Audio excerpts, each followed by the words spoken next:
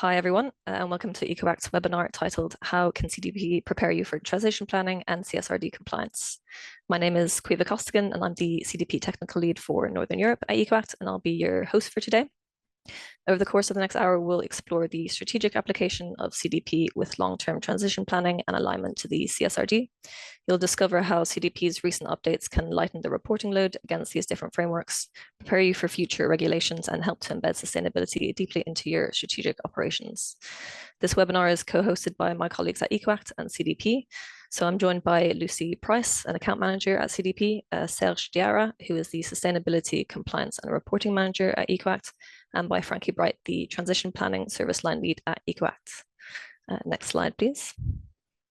So Lucy will start us off and bring us through CDP's key changes this year and touch on CDP's alignment with CSRD and how transition plans feature within the questionnaire.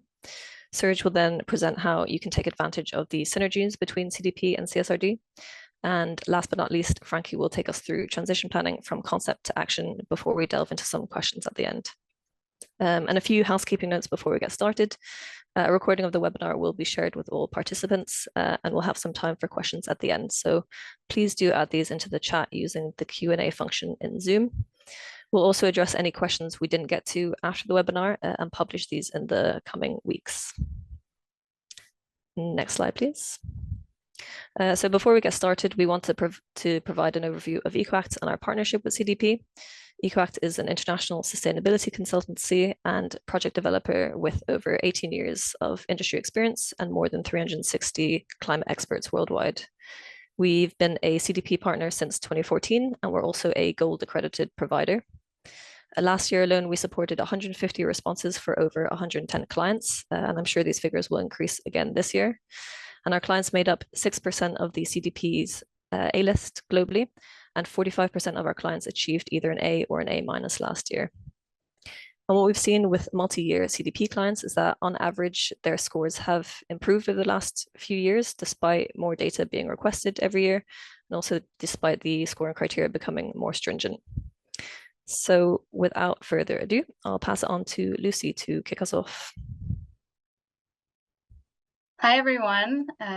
Thank you, EcoAct, for having me, and thanks everyone for joining me today, where we will explore CDP's key 2024 changes to drive interoperability and action. So for today's agenda, I will first introduce briefly a little bit about CDP, and then we'll dive into CDP's key 2024 changes and how they relate to climate transition planning to drive action.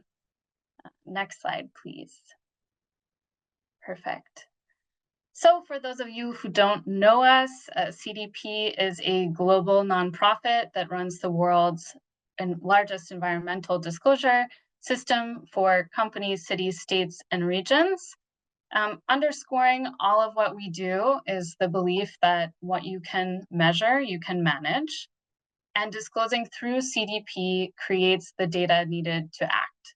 So we're very proud to be working on this vision with a diverse network of stakeholders every year, including all of you on this call. In 2023, that included over 700 financial institutions, over 300 companies requesting their suppliers to report through CDP, as well as over 1,100 disclosing cities and over 23,000 disclosing companies. Next, please. So here's another overview of the ecosystem in which we are operating. So as the world's only independent environmental disclosure system, CDP is really essential for organizations, big and small, to disclose once and ensure their data is used by many. In doing so, this is driving access to capital, access to buyers, business competitiveness, and regulatory compliance. Next, please. So this was a really monumental year for CDP, as many of you disclosing probably already know, which brought forth substantial change. Next, please. All right, so that first and foremost includes the fact that CDP has launched its single integrated corporate questionnaire. So this is really empowering organizations to better assess environmental risks, opportunities, and impacts. In addition, CDP has continued making strides in efforts to increase alignment and interoperability with standards and frameworks. CDP also launched a new tailored questionnaire and enhanced guidance for small and medium-sized enterprises to ease their reporting burden and accelerate climate action. And this is all wrapped up in a new efficient portal for reporting. Next slide, please. So just to give you an idea of what the bones of streamlined holistic reporting look and feel like, here's a layout and the structure of this year's corporate questionnaire. So as you can see here, all of the modules in red represent integrated modules, whereas those sandwiched in between are the environmental issue-specific modules, namely climate change, forests, water security, plastics, and biodiversity. And there's also a sector-specific module for financial services. Next, please. So in terms of some key changes, bringing about more thorough disclosure, central to all this is that CDP is really shifting from risk assessment approach focused only on identifying business risks and opportunities to one that is assessing environmental impacts and dependencies. So CDP is moving in this regard toward double materiality. And this is very much linked to value chain mapping. So this year, disclosures must demonstrate visibility and knowledge of entities across their value chain and their engagement with those entities. Priority locations have now been put on the map. This includes the identification of priority locations for forests, water, and biodiversity. Plastics disclosure elements have been expanded from production to waste and water management, and financial services for plastic-related activities. And supply chain questions are now spread throughout the corporate questionnaire. Next, please. So in addition to those key changes, you'll also see that in the 2024 questionnaire, CDP, it's really showcasing CDP's evolving depth and breadth when it comes to credible transition planning. So you can see the 8 core elements here, which we'll also revisit in further detail shortly. Next slide, please. Last but not least, I wanted to also address how CDP is continuing to enable standards-aligned disclosure globally. So as the global landscape of voluntary and mandatory disclosure continues to expand, CDP is really committed to aligning with new and upcoming framework standards and regulation to support companies to disclose against them, to reduce the reporting burden, and ensure investors and regulators and data users have access to the data they need across regions and regulatory requirements. So you can see here on the left, this is where you already have 100% alignment. So that includes since 2018, CDP has been 100% aligned with TCFD, since 2023 with the EU taxonomy, since 2024 with ISSB, IFRS S2, 100% aligned, and of course aligned with the Greenhouse Gas Protocol. And then here on the right, you can see where CDP intends to continue expanding its alignment. So that includes with US SEC, with EFRAG in terms of the ESRS, European Sustainability Reporting Standards, as well as with the TNFD disclosure regulations, recommendations, sorry. Next slide, please. So just to zoom in to the European Sustainability Reporting Standards. So in November, CDP launched its official partnership with the European Financial Reporting Advisory Group, EFRAG. And you can see here an overview of where there's already alignment, namely, you can see that there's a very high degree of alignment with ESRS E1, as well as ESRS 2, general disclosures. And you can see as well, the CDP questionnaire already covers many environmental topics, biodiversity, water, forest, waste that companies may need to report under ESRS.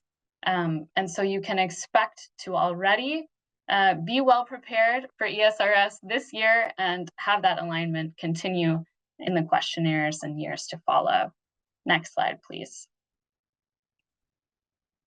So on this note, in terms of CDP's alignment with frameworks and standards, CDP ensures that disclosure produces actionable data by aligning with the world's most relevant frameworks and standards, bringing them together in one questionnaire.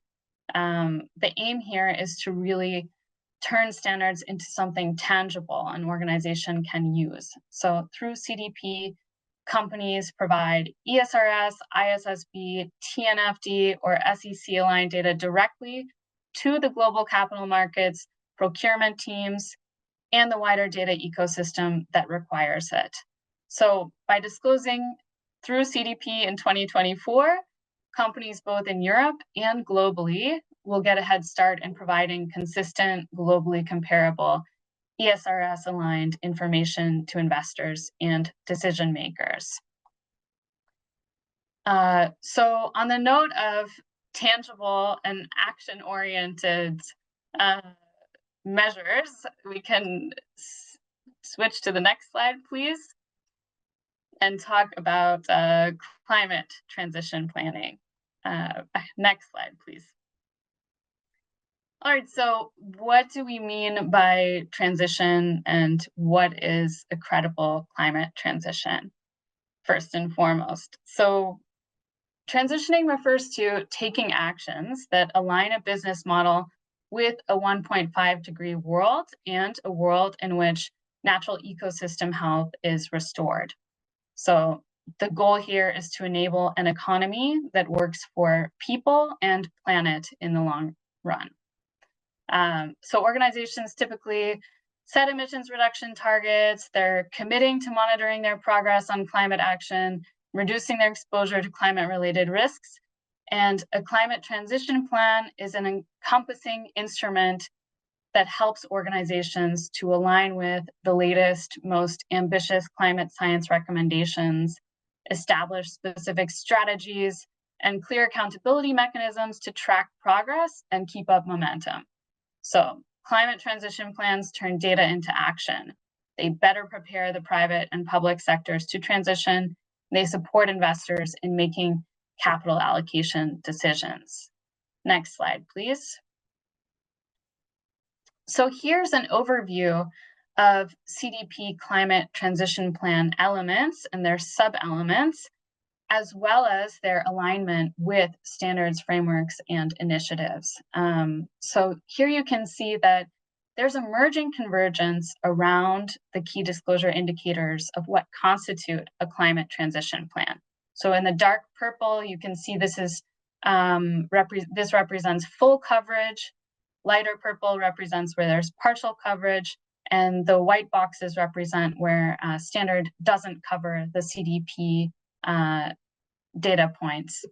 So you can see that in terms of these elements of what constitutes a climate transition plan, these include governance, scenario analysis, risk and opportunities, strategy, financial planning, targets, scope 1, 2, and 3 verification, policy engagement, and value chain engagement. So those are the building blocks. And sorry, it might be very small, so just to give you a sense of which standards and frameworks and initiatives are included here, that's IFRS S2, ESRS, the SEC, TPT, which stands for UK Transition Plan Task Force, the GRI, Global Reporting Initiative, and the Glasgow Financial Alliance for Net Zero, GFANZ. Next slide, please. Thanks. So you now know what constitute the key elements of a climate transition plan, I just wanted to take you through the current state of play. And this is a great report that was newly launched from CDP on the 2023 Climate Transition Plan disclosure state of play. So we can see really where we've come from and where we've headed in terms of climate transition planning through time. So as you can see here on the graph, what companies are saying versus what they're doing is doing credibly is on the whole positive. You can see that growth. So 1 in 4 companies disclose that they have a 1.5 degree aligned climate transition plan in place. That's a 44% increase from 2022. Nearly 40% of companies reporting a CTP are already disclosing against at least 2/3 of CTP key indicators. However, there's a long ways to go. So as you can see here, just 2% of companies that report having a transition plan are currently disclosing to all 21 indicators to judge credibility. And here key barriers include complete strategy, target setting, and financial planning. Next slide, please. And so here's a bit more of a breakdown in terms of these elements. So on the whole, you can see that climate-related risk and opportunities assessment had the highest proportion of organizations providing sufficient details, although across the board, there's significant room for improvement, right? You can see here that governance and policy engagement saw significant drops. In 2023, this was because CDP increased the stringency of sufficient governance disclosure of credible climate transition plans. And then you can see here that target setting remained consistent, whereas financial planning improved. So 18% disclosed utilizing a taxonomy to classify their financial planning as aligned with their transition plan. Next slide, please. From an industry level perspective, you can see here that when we're looking at performance by industry, the power generation, financial services, and infrastructure industries continue to demonstrate high rates of completeness across all or many tiers. Tiers meaning those that have representing the completeness of indicators, elements completed, whereas apparel, hospitality, and transportation service have minimal rates of disclosure in the all tier, and fossil fuel organizations continue to lag across all indicators. Next slide, please. So my colleagues at EcoAct are also going to take you from theory to practice shortly. However, this is just a tiny reminder that no matter where you are in your climate transition plan journey, whether you're starting that journey or whether it's time to make improvements, here are some 5 core steps that you can keep in mind to guide you. And these can all be found in CDP's technical guidance. So really disclose your performance impact metrics, demonstrate your process for identifying, assessing, and managing your dependencies, impacts, risks, and opportunities, and how those are regulated by effective governance mechanisms within your organization to influence your strategic and financial planning, set targets, having a comprehensive and risk-informed overview of your climate-related risks and opportunities, sets a foundation for long and near-term decarbonization targets, establish a business strategy and action plan, and of course, disclose and continue to reiteratively track your performance with a well-defined feedback mechanism. Next slide, please. So I believe that maybe you can click, yeah, there we go, thanks, Hannah. So here's an overview of exactly where you can find all of the climate transition plan questions in this year's questionnaire to ensure that you are disclosing robustly. And so here in red, these represent the direct indicators. So these questions allow organizations to indicate that their climate transition plan includes forward-looking and quantitative information, such as associated financial planning details and climate-related targets. And then you've got your supporting indicators. So beyond the direct indicators, other CDP questions allow organizations to report actions and data that evidence the robustness and credibility of your transition plan. So next slide, please. I just wanted to remind you, and I can also pop these in the chat, don't hesitate to get started if you haven't already on your climate transition plan. If you are looking for guidance, visit CDP, where you can find a whole website dedicated to climate transition planning.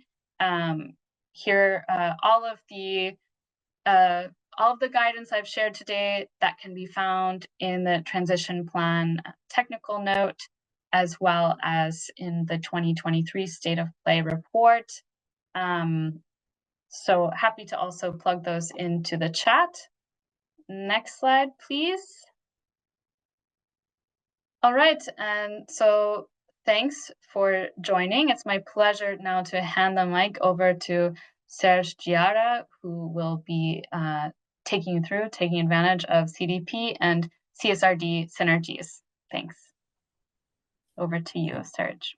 Thank you, Lucy, and good afternoon to everyone. So I'm very pleased to discuss about sustainability frameworks in the plural, because we've seen what are the key changes of the 2024 CDP features and also the levels of action. So we will go deeper into the CDP and the CSRD mutual synergies, how you can benefit from it. So we have a bit of discussion about these two robust frameworks. So at first, some of you may already into a compliance journey of CSRD because it's a mandatory European mandatory framework. Some of you may just be curious about it. So let's just get to the basics in a couple of slides. So this is one of the most robust ESG reporting standards in the world. It has been initiated in 2019 during the European Green Deal in order to aim for net zero and respectful world at mid and long term. And it has been very ambitious in terms of this number of indicators. There are more than 1,000 data points to have the broad range of ESG topics. The aim is also to equalize the financial data and the ESG data. Before there was the parent regulation, the NFRD, which intended to disclose as mandatory some ESG data. The idea is to be more transparent, more robust, and more comparable at a higher level. There is a double materiality focus. So it's a new concept for a lot of companies. Some may be already familiar with it, but it's mostly it was mostly about the financial materiality in one axis and the other axis, the stakeholders materiality. So now it is the financial materiality, but also the impact materiality. So also assessing the impact and dependencies of the company on the environment and the society. We have to focus on the whole value chain, the upstream, the internal, the downstream value chain, so that we do not miss any stakeholders. So it's not just about the internal activity of the company. Collaboration is key to success in this compliance journey because it cannot stay into the CSR department. There are too many data, too many issues that are tied to legal, ethics, strategy, operation, etc. So we have to work together. And at last, in terms of direction, it is also mandatory, transparent and auditable exercise. At the end, the purpose is to provide an online platform that will grant access to every published data from all the obliged company. so that we can monitor and follow if they are on track on their net zero and environmental journey. So this was about the principle of CSRD. If you're going to the next slide, please, we'll just also see a bit more, very briefly, about the whole landscape of sustainability framework. So Lucy has already introduced them. CDP is working with other standards, international standards and European standards. That is the same for CSRD. It aims to harmonize it. It should not be another burden, but it should be a tool to grant access to a level of actions. So that's what CSRD stands for. And we have so a number of worldwide standards and European standards, notably the European taxonomy, the inclusion of the upcoming CS3D and ESG standards. The idea is not to quote everyone, but as Lucy has said just before, CDP and CSRD have officially announced their links at the end of 2023. So the idea is to keep harmonized and keep being efficient using multiple frameworks. So after this, if you can go to the next slide, we also see about the specific ESRS, which I remind are the technical requirements of CSRD. So there are two general ESRS, the 1 and 2, which compel minimum requirements and also disclosure requirements on how to assess, how to execute the double materiality, about the strategy, the overall business model, etc. And then the one that we will focus on the next slide are the environmental, social, and governance pillars. So on those three, there are 10 topics. We can link the ESRS topics to the new CDP modules. Of course, it's not always 100% accurate between the two frameworks. But what is interesting is that on the environmental pillar, we find most of the issues that are covered in CDP and CSRD, also in terms of governance and strategy. So when you talk about double materiality, the CDP has a likely approach about the environmental pillar. Transition plan and European taxonomy are also very linked to both of them. So that's what Frankie will deep dive just after my speech. And maybe one key difference is the social aspects. That, of course, that's one of the key features of CSRD, and CDP is mostly about environment. So if we can now deep dive a little bit in the specific highlights of these two frameworks in the next slide, please. So this list is not exhaustive, but it's just to highlight some key features for each module, for each ESRS, when you use CDP, when you are into CSRD.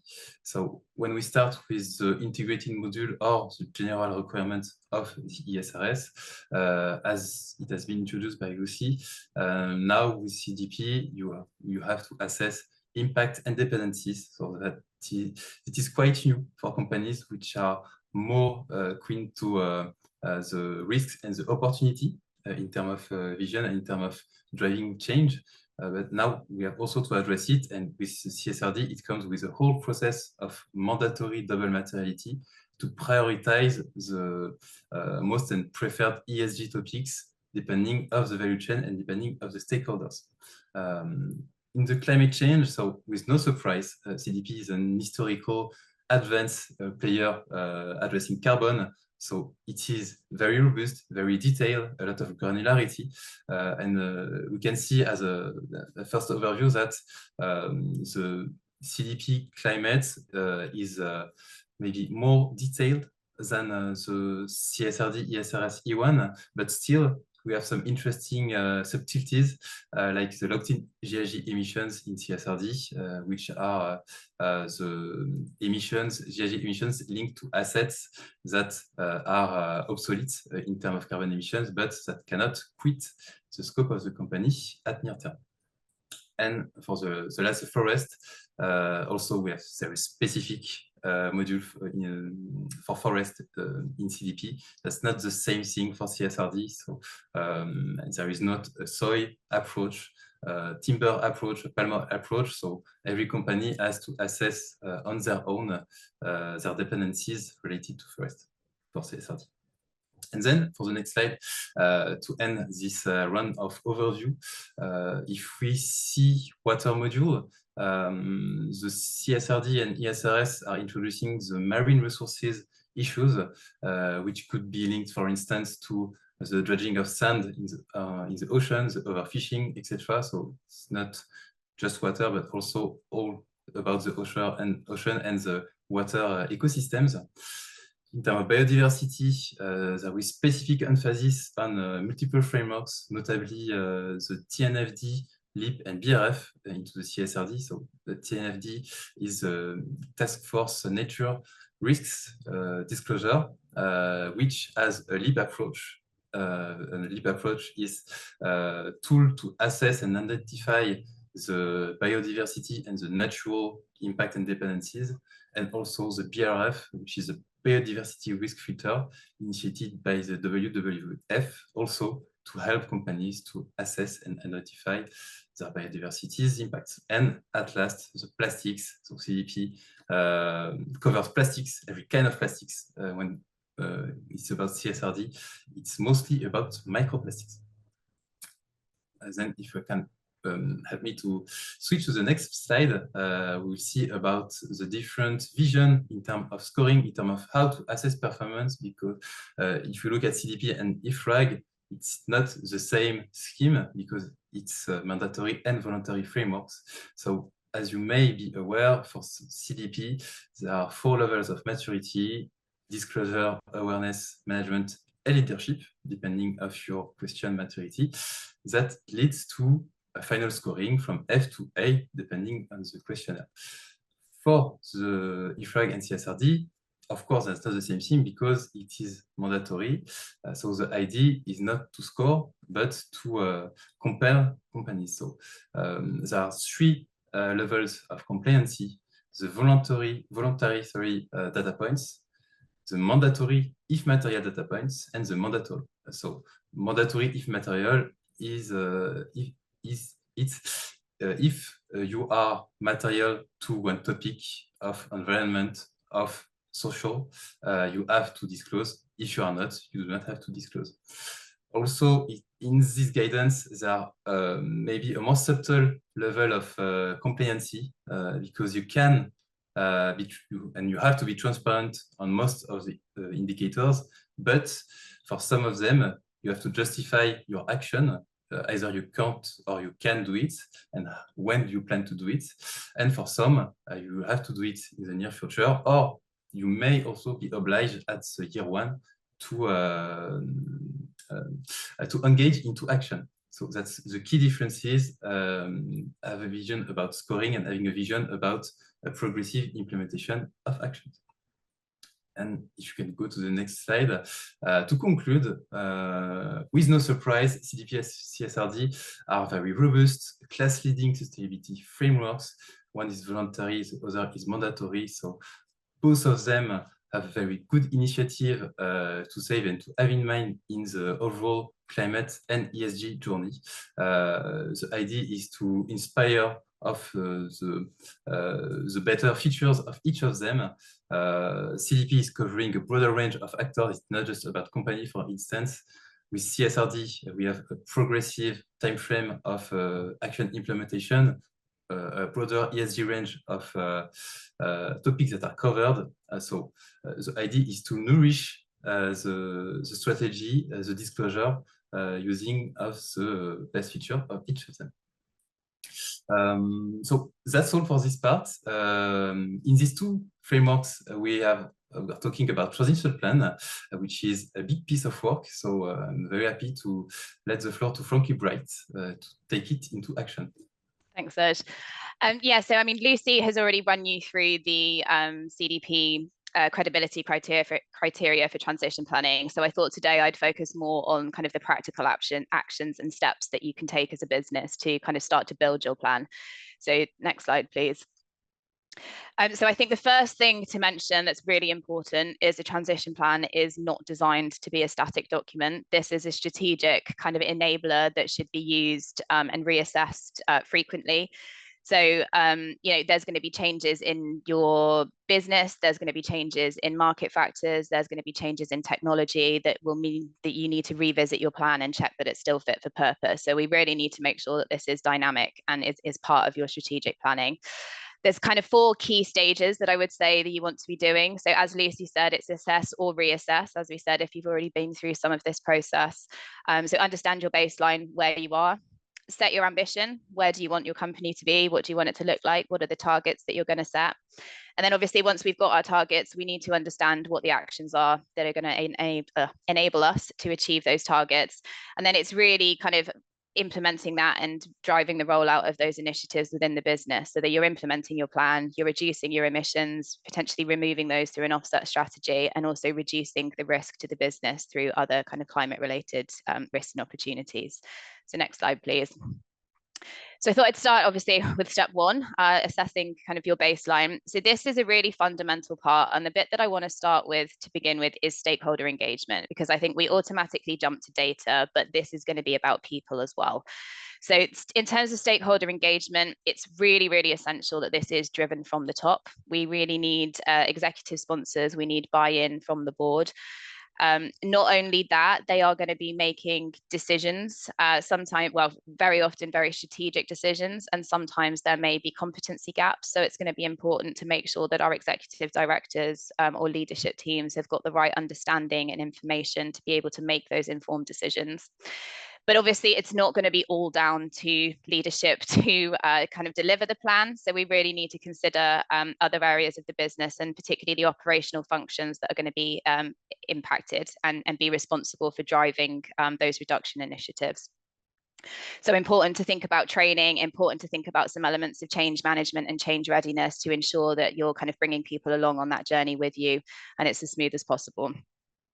So once you've kind of engaged our stakeholders, the next thing we need to do is understand where you are. So this is kind of where the reliable data and understanding your data comes in. So we obviously need to understand what our carbon footprint is. So that's not just scope 1 and 2 emissions, but obviously including scope 3 and supply chain. And the key thing around the emission side of things is moving to that really robust data set. If you think about how this data is going to be used, you're going to be using it to be making decisions about how you're going to be changing business processes, potentially products, your R&D process. So you really do want to have confidence in that data. So there's 2 elements here that I would be thinking about. One of them is primary data. Scope 1 and 2, slightly easier. Scope 3, we all know the challenges there. But as Lucy said, it's all around the supplier engagement. And there's going to be a huge kind of requirement for that. So we might see, significant uptick in the use of CDP around the supply chain module. The other thing I would be considering is verification. So providing confidence not only to yourselves, but also to external investors that the fundamentals that you're making your decisions on are accurate. So once we've considered emissions, we need to start thinking wider than emissions. So again, looking at climate scenario analysis, this would give us our climate-related risks and opportunities. So for this, I would be thinking about aligning to the TCFD guidance. It's currently the best practice out there for climate risk and opportunity kind of a disclosure. So you would be looking at multiple climate scenarios, so a low and a high carbon, for example, and making sure that you're looking at multiple different time horizons. So not just your kind of typical 5-year business plan, but what's the medium 10-year, what's the longer term 20, 30, 40-year risks that might materialize from a physical aspect. So once we've got an understanding of that, the next thing that I would be suggesting doing is undertaking a decarbonisation lever assessment. So this is very much looking at your emissions hotspots, understanding the activities and effectively the levers that you're able to pull to be able to reduce your emissions. And then once we've got that, we've heard a lot around dependencies and impacts. And once we've done that climate risk assessment and the assessment of our emissions, it's really important that we are now considering the dependencies and the impacts.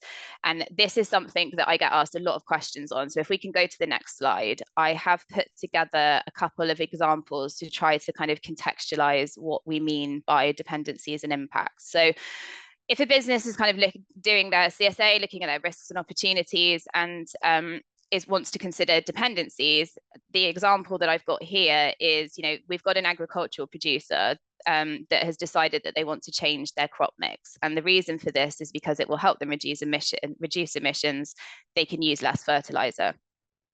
But when they've been looking at this decision, they've actually realized that there's a dependency. The new crop mix that they're going to use is dependent on a certain soil quality to produce the amount of yield that they need it to produce. So in terms of then identifying a further risk, soil degradation in the future may impact the profitability of that crop. The opportunities or the way of mitigating that would be around shifting to regenerative agricultural practices. So it's not necessarily saying because there's this dependency, we can't make this decision, but it's just making sure that we've considered what those dependencies are and had a look at the actions that we could use to mitigate them. So similarly, talking about kind of impacts, we may have looked at, we've identified that our emissions and our reputation is a real risk for us. So we're going to, as a logistics company, transition our vehicles to EV. But we need to think about the impacts of our decisions. So in terms of what that means for our emissions profile and what it means for wider economic decarbonisation, it's great news. We can reduce emissions significantly. But when we think about the social side, as Serge has mentioned, CSRD, transition planning, it's widening out to look at that social side as well. There's going to be job losses potentially. The technicians that you had working on those vehicles may not have the skills to be able to work on electric vehicles. So there could be job losses and again, reputational impacts of that. Also kind of loss of productivity. But again, you could address that. We can retrain them and we could upskill them so that actually you can bring them along on that journey with you. And it's they're still part of the workforce, which also means you kind of maintain your knowledge within the business as well, rather than having to upskill. So very simplified examples, but hopefully provides a bit of context to kind of what dependencies and impacts are and how you can start to think about them. So next slide, please. I won't spend too long on this one, but the next stage is about commitment. So this is all about defining what those targets are, what they look like. So I think just to point out here, quite often when we're talking to companies, they're very much focused on the inward. And when we are setting your targets, you kind of need to be considering wider than just your business. So looking at those top-down requirements, what are the national and international commitments? Are there any regulations or laws that you need to align to? Using all of that information from the previous stage in stage one of the assessment and looking at that bottom-up picture, what does that look like? And also considering changes in kind of economic and market factors that could have an influence over the type of targets that you want to set. So I think the key thing to point out here is by this point, you must have an executive sponsor assigned. It's going to be very challenging to progress much further if you haven't got the kind of stakeholder engagement that you need by this stage. So the next stage is where we come in to talk about building the plan.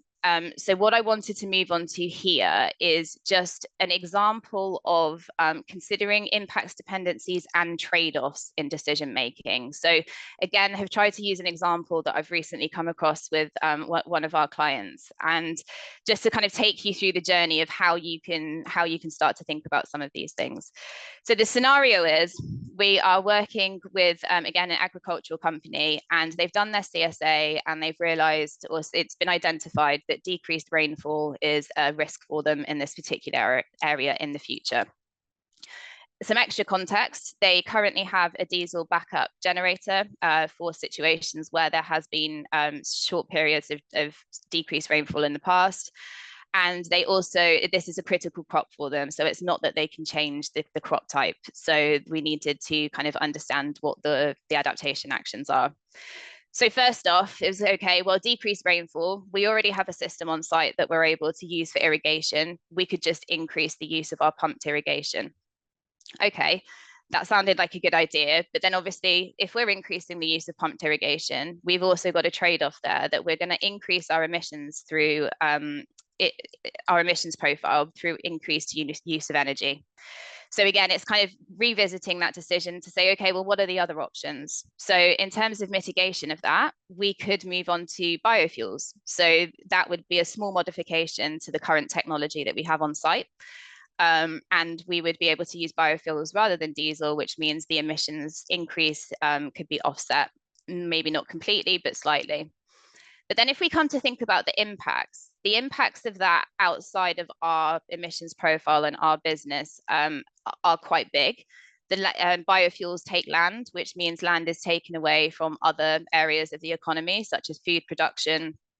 It's got a very kind of volatile supply chain, and costs fluctuate quite a lot at the moment with that. So because of the social impact of that and taking the kind of food security away, the company thought, we're not keen on that. What are the other options that we have? So again, going back to the mitigation that you could implement, actually, rather than just upgrading to be able to use biofuels, we might need to invest a little bit more money now and electrify those systems, because then we can use renewable energy, which will offset our emissions increases. But again, there's a decision to be made here. So looking at the options that we have, we've got on-site versus kind of contractual agreements for that renewable energy. So this particular location wasn't suitable. There weren't buildings that we could put PV on. And if we were to install other renewable technologies, it would mean taking away from the kind of crop growing space. So it wasn't something that the business was kind of prepared to do. And equally, we have the same impacts that we've got with the biodiesel, where it's going to take away land from food security. So the company in this situation thought, okay, let's look at contractual agreements. There was a significant risk around increased volatility of the energy attribute certificates that they might need to purchase, but they've weighed that up as a company and said we would rather internalize the risk and manage the risk of the price volatility of energy attribute certificates rather than have the risk of the social side associated with taking land away from the kind of food production. So have whizzed through that very quickly, but hopefully that kind of contextualizes a little bit kind of some of the conversations and processes that we're having to be able to help our clients, you know, really understand what those impacts and trade-offs are in their decision making. Next slide, please. Very conscious of time, so I will fly through these, but so in terms of building your plan, you obviously need to be sitting down and thinking about it in the level of detail that we've just gone through in the previous slide. And what that plan needs to look like, I think Lucy and Serge have both touched on it, is the need for it to be financially planned. And this is a big gap that we're seeing. Lucy highlighted that at the start. So you need to define your actions. What are you going to do? When are you going to do them? How much is it going to cost you? And what does that plan look like in different carbon scenarios? What are the trigger points that make you need to revisit that plan and reassess it? Once you have an idea of the actions, it's going to be about creating those supportive conditions to allow those initiatives to take place. So this is where the leadership are important to have on board, adapting policies and processes that align with your end goals. But also, I think, I can't remember who mentioned it, but this is all about collaboration. We are not going to get to low carbon without knowledge share. So also engaging with kind of industry partners and policy to be able to kind of influence the knowledge share is going to be essential. And then the key thing of this, as Serge says, you can't have this sat within your ESG team, your sustainability team, whatever you're calling them.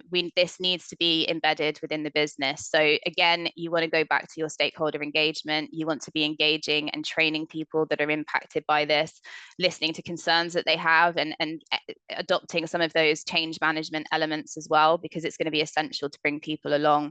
And I think importantly, it's been mentioned, you know, the whole point of this call today is about disclosure, and the way that we can make this transparent and the way that we drive accountability and make sure that that is kind of being embedded is to make sure we've got the right information. So establish those data flows.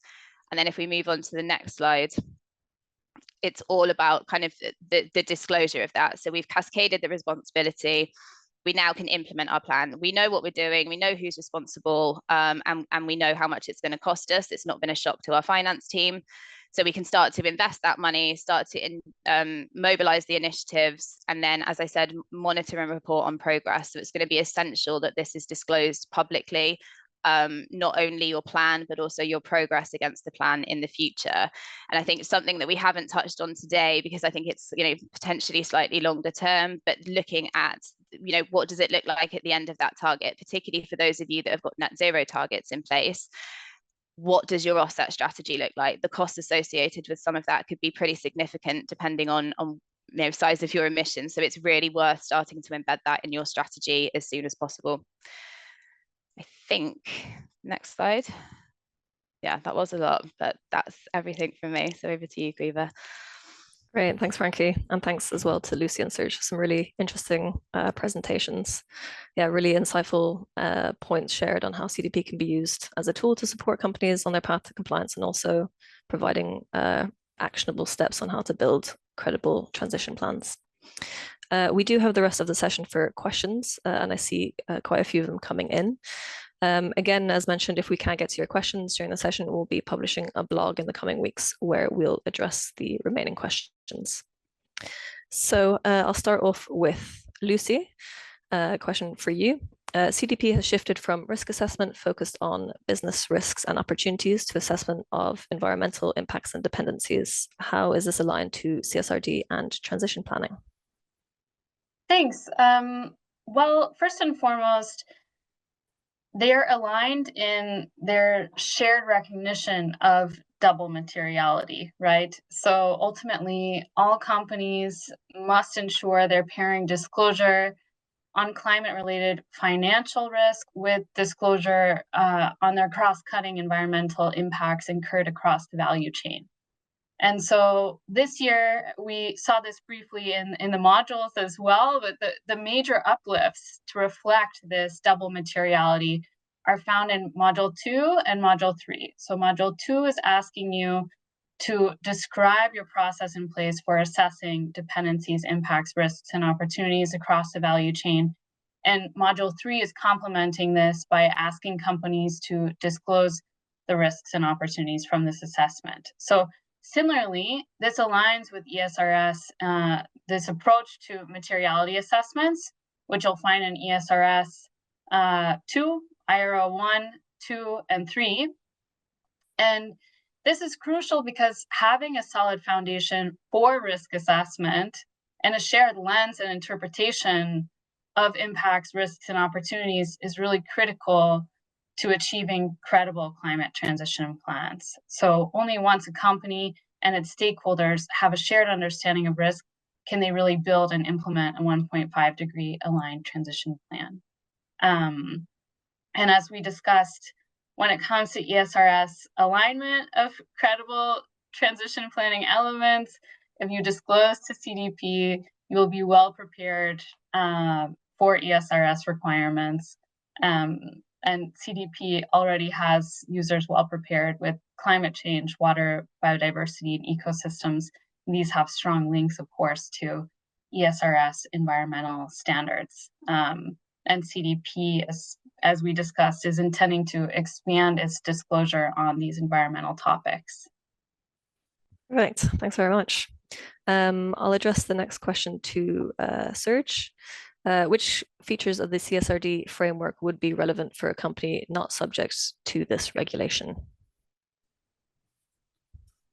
So yes, because yes, that's right, CSRD is mandatory, but it could be used even if you're not subject to it. So the whole double materiality process, so we have discussed multiple times about it in this webinar, is very interesting to prioritize its own ESG issues. If we are or are not into an approach of disclosure. So if we just want to structure our CSR priorities, so the whole process is very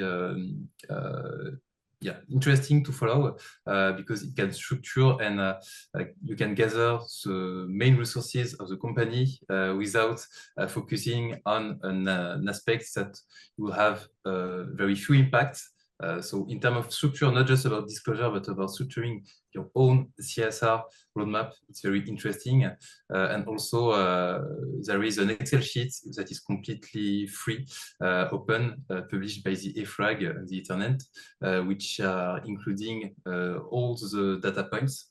Also PDF if that's better, but it's 300 pages. So I think it's more easily readable on the Excel sheets. And there is a specific KPI, either qualitative or quantitative, in terms of environmental and social sustainable means. So that's very interesting just to have a look at it, to get inspired and maybe to take some of them, because we know that a lot and most of the European companies, so that will mean more than 50,000 companies at near term, will report on it. And so you will, if you are taking the same KPI, you will be able to compare to these companies with a lot of data. So I think the double materiality process to resume and all the environmental and social and governance features in terms of indicators that are provided, which has a very great bank of CSR initiatives. Great, perfect, thank you. Conscious of time, I'll ask Frankie the next question. There's a few questions coming in on transition plans. So this question is, what trends are we seeing with clients in terms of their transition plan journeys and their levels of maturity? It's a good question, and as you can imagine, I'm going to say it's a mixed bag. You've seen from Lucy's intro slides to the credibility criteria and the stats that CDP is seeing. Companies, I think, have got quite a good handle on emissions, and a lot of those that we're working with understand their decarbonisation pathways. They've done their levels assessment. But it is about that additional level of detail and getting that granular understanding of how it's going to impact you financially. So I think a lot of the work that we're doing with our clients is around how do you take that information and understand the financial impacts from your risks and opportunities? How do you start to plan actions into 10 years time and get the buy-in from the business? So I think there's obviously leaders and there's laggards, but I think it's very much management of emissions, but understanding where we are with climate risk and the wider elements that CSRD, CDP, and EFRAG are kind of asking us to look at. So unfortunately, not a clear-cut answer. Yeah, no, thank you very much. I think I'll go straight back to you probably for the last question. And I see that Lucy's also answered it from the CDP perspective in the chat. It's what format is a typical transition plan communicated? Is it a descriptive document, a slide presentation, or in the form of a diagram? And are they most commonly public, or can a company decide to keep them private? Great question. And again, not going to have a clear-cut answer for you. In terms of the public versus private, that is very much a company decision, but the way that all of the legislation is moving, it is requiring that to be made public for it to be in line with best practice. How are investors going to see this information? How are stakeholders going to see this information if you're not putting it out there? So in terms of the format, I think there is a mixed bag. There is very kind of light touch, maybe 10-page summaries that I've seen. There are 150-page documents with really detailed analysis in. So it very much is going to be dependent on appetite, maturity, even sector of the operating business. But I think one thing I would just kind of leave you on, because that doesn't provide you much clarity, is just bringing back to the purpose of the document and what a transition plan is. And it is a strategic document that is providing very granular information or providing financials. So from an EcoAct perspective, we would be suggesting that this is a dedicated report with a summary within your kind of annual report at this stage. Just to touch on Lucy, I realise we're at time, but Lucy mentioned the transition plan task force, and I've completely forgotten where I was going with that. Sorry. That's fine. Good timing as well, because we are at time, so we can wrap up the webinar now. I'd just like to thank our panelists for their time today, and also to all of you for joining. Good luck with your CDP submissions over the next few months, and have a nice rest of your day.